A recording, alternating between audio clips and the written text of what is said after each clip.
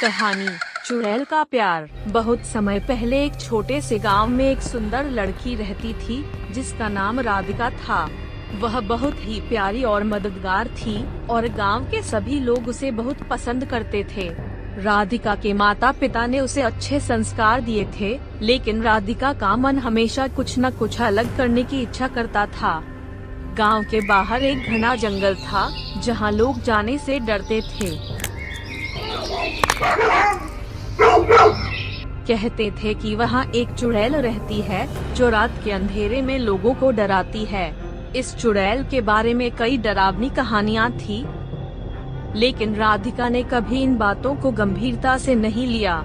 एक दिन राधिका ने ठान लिया कि वह उस जंगल में जाएगी और चुड़ैल से मिलेगी। राधिका जंगल में कदम रखती है और जैसे जैसे वह अंदर बढ़ती जाती है, उसकी आंखों के सामने घना अंधेरा और डरावनी आवाजें आने लगती हैं। लेकिन राधिका निडर थी। कुछ ही देर में उसने एक पुरानी झोपड़ी देखी जहां से एक अजीब सी हंसी सुनाई दे रही थी। राधिका ने झोपड़ी के पास जाकर खिड़की से अंदर झांका। उसे अंदर एक डरावनी और काली सी आकृति दिखी। वह एक महिला थी जो अपनी झुलसी हुई त्वचा और काले लंबे बालों के साथ बैठी हुई थी। राधिका ने धीरे से कहा, तुम कौन हो और यहाँ क्यों बैठी हो? वह महिला घूमते हुए बोली, मैं चुड़ैल हूँ। यहाँ लोग मुझे डर से बचते हैं, लेकिन वे नहीं जानते कि मैं कितनी अकेली हूँ। राधिका थोड़ी आश्चर्यचकित हुई, लेकिन तुम तो लोगों को डराती हो, फिर भी तुम्हें अकेलापन क्यों महसूस होता है? चुड़ैल हंसी और बोली, तुम नहीं समझ सकती। मैंने कई साल पहले एक बड़ी गलती की थी। मेरे एक जादू ने मुझे यह रूप दे दिया और अब मैं किसी से भी नहीं मिल सकती। लोग मुझसे डरते हैं क्योंकि मेरा रूप विकृत है। राधिका ने फिर पूछा, तो तुम अकेली क्यों हो? क्या तुम्हारी कोई मदद नहीं कर सकता? चुड़ैल ने गहरी सांस ली और कहा, कुछ साल पहले एक युवक ने मुझे अपना प्रेमी माना था, लेकिन एक दिन उसने मुझे धोखा दे दिया।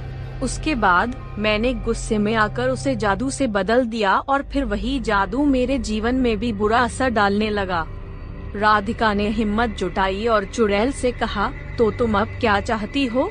चुड़ैल ने अपनी आंखों में आंसू भरते हुए कहा, मैं बस किसी से सच्चा प्यार चाहती हूँ। मैं इस रूप में भी किसी को अपना प्यार दे सकूं, तो मेरी आत्मा को शांति मिले।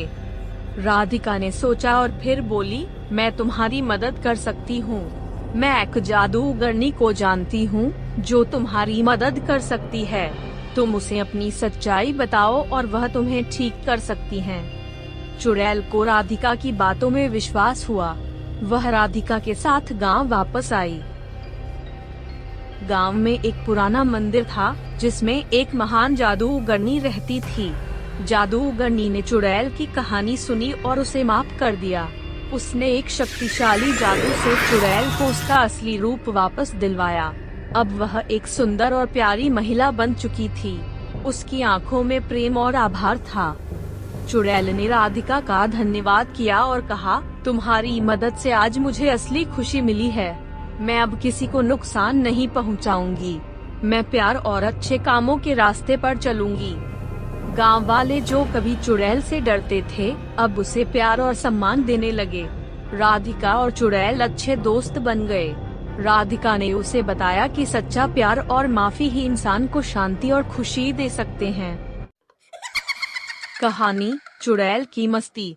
बहुत समय पहले एक छोटे से गांव में एक विचित्र घटना घटी। गांव के लोग कहते थे कि यहाँ के जंगल में एक चुड़ैल रहती है। उसका नाम था बुरी चुड़ैल और वह हमेशा कुछ न कुछ शरारतें करती रहती थी। गांव के बच्चों और बड़ों सभी से वह डरते थे क्योंकि हर कोई उसके जादू से बचना चाहता था। लेकिन असल में बुरी चुड़ैल इतनी भी बुरी नहीं थी जितना लोग सोचते थे।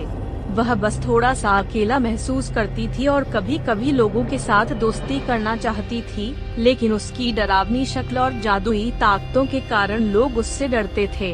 परंतु वह किसी को भी चोट नहीं पहुंचाती थी, बस लोगों को डराने का उसका तरीका था। एक दिन गांव के बच्चों ने एक बड़ा खेल आयोजन करने का सोचा। वे झूले, दौड़ और ढेर सारी मस्ती करने के लिए जंगल के किनारे एक जगह तय करने लगे।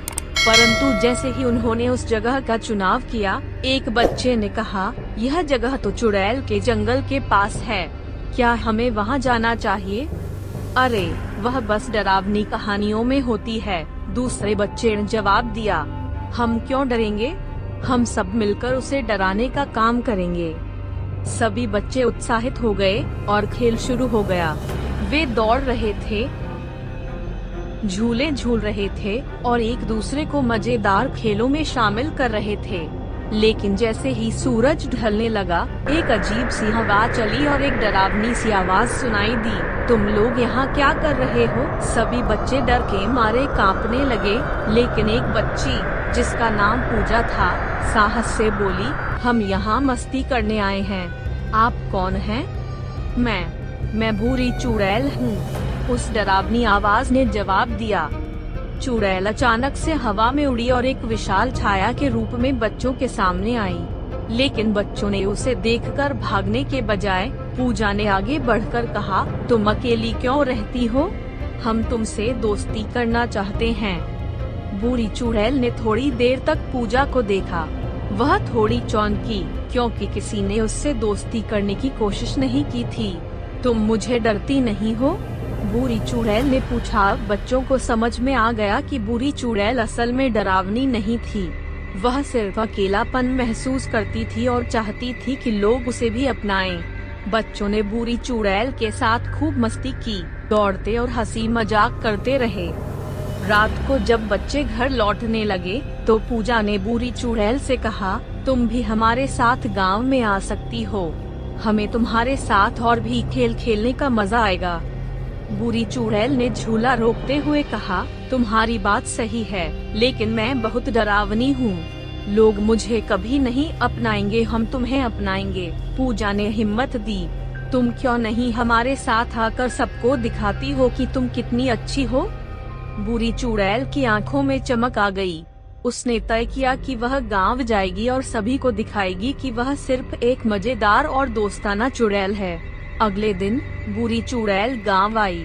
लोग पहले तो डर गए, लेकिन पूजा और बच्चों ने उसे साथ लेकर सबको बताया कि वह अब उनकी दोस्त हैं। धीरे धीरे गांव के लोग भी बूढ़ी चुड़ैल से घबराना छोड़ने लगे और उसे अपनी दोस्त मानने लगे। उसने भी महसूस किया कि असली खुशी दूसरों के साथ होने में है और यह कि कभी कभी हमें अपनी असली पहचान को छुपाना नहीं चाहिए। सबसे जरूरी बात यह थी कि बूढ़ी चुड़ैल को अब अकेलापन महसूस नहीं होता था। और इस तरह गांव में बूढ़ी चुड़ैल की डरावनी कहानियां अब हंसी और मस्ती में बदल गई थीं। सीख, यह कहानी हमें यह सिखाती है कि हर किसी के जीवन में कुछ अंधेरे पल आते हैं, लेकिन सच्चे प्रेम, माफी और समझदारी से हम किसी भी मुसीबत का सामना कर सकते हैं।